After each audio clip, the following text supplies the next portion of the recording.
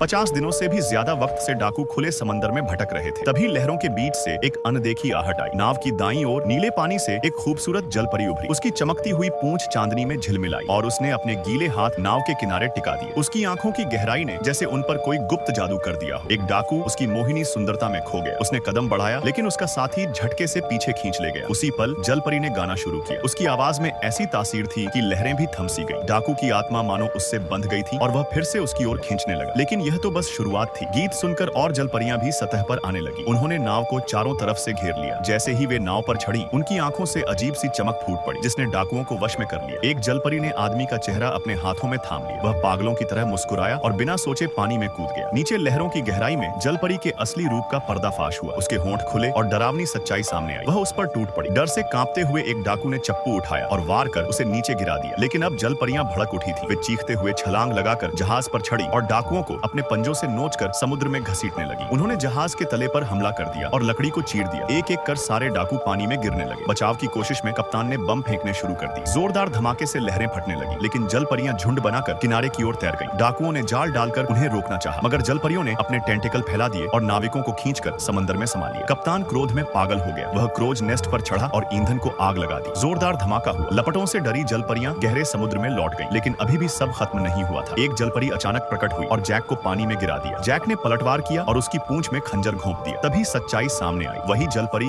उसकी जान बचा रही थी। जाल में फंसी वह तड़प रही थी, चीख रही थी। डाकुओं ने उसे पकड़ लिया और एक विशाल पानी के टैंक में बंद कर दिया। अंदर वह कांच को धक्का देती, सांस के लिए तड़पती रही। यह देखकर जैक का दिल कांप गया। वह दौड़ा और तलवार उठाकर टैंक का ढक्कन खोल दिया। जलपरी ने आखिरकार सांस ली और उसकी आंखों से आंसू निकल पड़े।